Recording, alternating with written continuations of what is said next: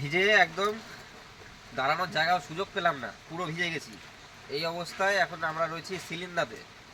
সিলিন্দা একটা বাড়িতে, এখানে একটা গোখরো সাপ, আমাদেরকে ছবি পাঠানো হয়। তো সময় নষ্ট না করে এখন দেখা যাক।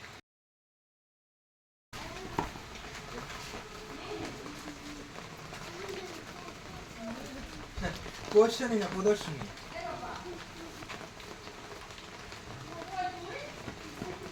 চলো ভিডিও আমার।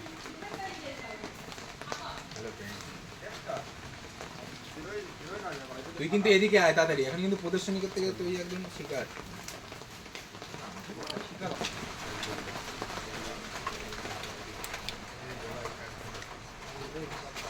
তো একদম একটা গোডাউন, এখানে হয়তো পুরোনো ইয়ে কার্ডবোর্ড সব রাখা রয়েছে, পিচবোর্ডের বক্স। তো এখানেই ঢুকে রয়েছে, দেখতে পাচ্ছেন বিশাল সাইজের গোখরো।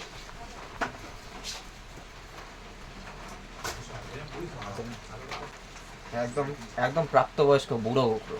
তো এখন এটাকে বের করা যাক।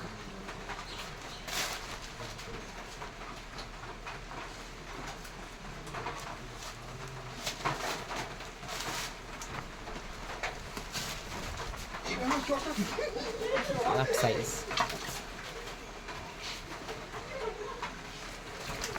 একটা জিনিস দেখো, আমার হাত আর গোখরো দুটো দেখেছো তো?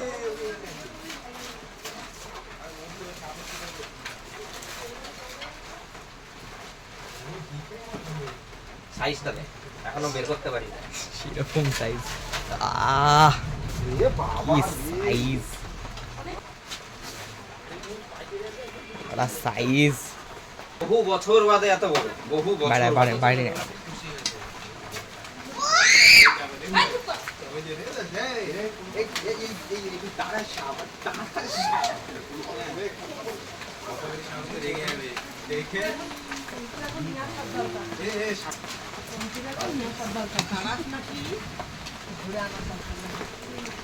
বহু বছর বাদে পাওয়া গেল এত বড় সাইজের গোখরো।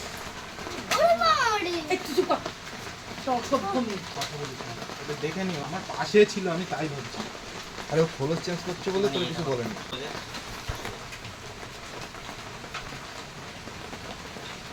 ভিডিওটা পাঠাস কিন্তু ভাই, ভিডিওটা পাঠাস কিন্তু। ওই এসছে, মাল এসছে, দুই মাল এসছে। দাদা ঢুকিও না কিন্তু, এখন একটু দাঁড়াও, এসছে দুজন। কি বলতো, এই হাতের মধ্যে রাখা আছে। না না একটুখানি দাঁড়াও দাদা। দেখতে পাচ্ছেন বিশাল সাইজের গোখরো। এত বড় গোখরো কিন্তু সচরাচর দেখা যায় না। না।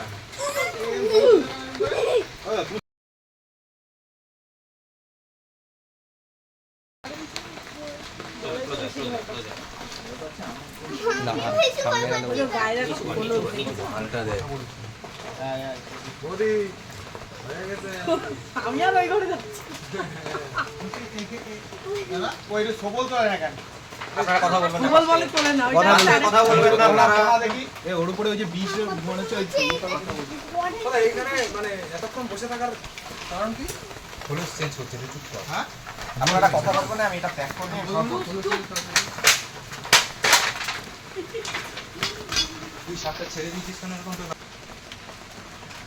বিশাল জোর। বয়স কম না, তুমি সাবধানে দেবে। হ্যাঁ হ্যাঁ, ওর ভিতরে ঢুকে যাবে, কোনো সমস্যা নেই। এই সমস্যা নেই, ওইটা সরে গেলেই মাল আবার বেড়ে গেছে।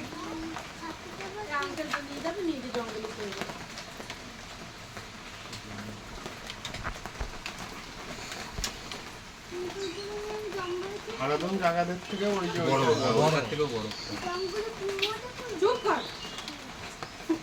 মজা করবেন কি করছে। তো রেস্কিউ করা হলো এবছরের সব থেকে বড় গোখরো এটা। 2026-এ এখনো অবধি যতগুলো রেস্কিউ করা হয়েছে সব থেকে বড় সাইজ এটা। পরবর্তীকালে সাপটিকে নির্দিষ্ট পরিবেশে রিলিজ করে দেওয়া হবে। একদম বৃষ্টির মধ্যে ভিজে ভিজে আসা সার্থক।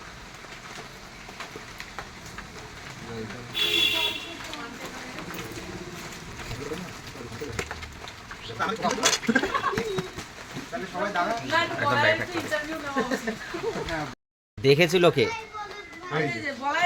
তুমি দেখেছিলে সবার আগে? কখন দেখেছিলে? তাও 12টার দিকে।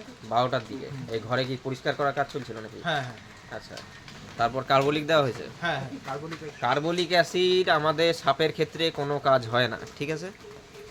কার্বলিক অ্যাসিডে কি হয় আমি বলে দিই। কার্বলিক অ্যাসিডে আমাদের যদি কোনো জায়গায় ঘরে দেওয়া থাকে, কার্বলিক অ্যাসিডের গ্যাসটা আমাদের শরীরে কন্টিনিউ ইনহেল হতে থাকলে ফুসফুস ড্যামেজ করে দেবে। বাড়িতে বাচ্চা থাকলে, বয়স্ক মানুষ থাকলে তাদের উপর এফেক্টটা আগে পড়ে। তার জন্য আমরা বারবার বারণ করি কার্বলিক অ্যাসিড একদম ব্যবহার করবেন না। তুমি কার্বলিক অ্যাসিড দিয়ে রেখেছিলে, সাপটি এক ফোঁটা মরেছিল জায়গার থেকে, তার উপরে দিয়ে ওখানেই ঘুরঘুর করছে। কার্বলিক অ্যাসিডের একটা কুপ্রভাব কি হয়, ধরো যেই সাপটা চুপচাপ বসে রয়েছে, এটা অ্যাসিড আমাদের গায়ে লাগলেও পুড়ে যাবে, ওর গায়ে যদি লাগে সে তখন ওরও জ্বালা পোড়া করবে। আমাদের যেরকম যেটা হয়, যে সাপটা চুপচাপ রয়েছে সে তখন আক্রমণ করতে হবে, সে তখন যে সামনে যাকে পাবে তাকে আক্রমণ করতে হবে, তখন তো তার জ্বালা পোড়া হচ্ছে।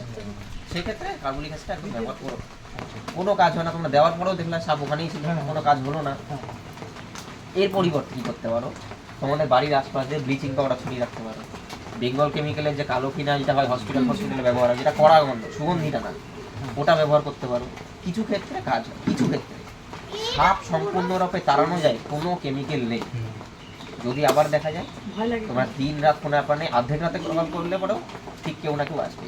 ঠিক আছে, সবার প্রথম তোমরা ফরেস্ট ডিপার্টমেন্টে জানাবে। ফরেস্ট ডিপার্টমেন্ট থেকে যদি রেসপন্স না আসে, প্রচুর রেস্কিউ টিম আছে তোমাদের জন্য, দিন রাত কেউ না কেউ আসবে, কোনো আর সমস্যা নেই। বলছি যে এই সাপটা কি মানে জোড়া জোড়া থাকে নাকি সিঙ্গেল সিঙ্গেল? আমরা বিভিন্ন জায়গা থেকে একটাও পেয়েছি, একসাথে 42-43টাও পেয়েছি।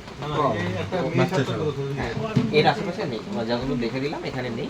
তো সাপটা খোলস চেঞ্জ করছে, যার জন্য এক সময় দীর্ঘ সময় এক জায়গায় ছিল, নইলে পরে চারিপাশে যা ফাঁকা ও বেরিয়ে চলে যেত। আর একটা এখনো কি বলতো, বহু জায়গায় আমরা এখনো মানুষ সচেতন না। ঠিক আছে, সাপে কামড়াচ্ছে, আমরা ওঝা গুণিন তান্ত্রিক বিভিন্ন জায়গায় গিয়ে আমাদের জীবনটা শেষ করে ফেলছি। সাপে কামড়ালে অ্যান্টিভেনাম ছাড়া কোনো বাঁচার উপায় নেই। কামড়াবে সোজা নিকটবর্তী হাসপাতাল, যেখানে অ্যান্টিভেনাম পাওয়া যায়।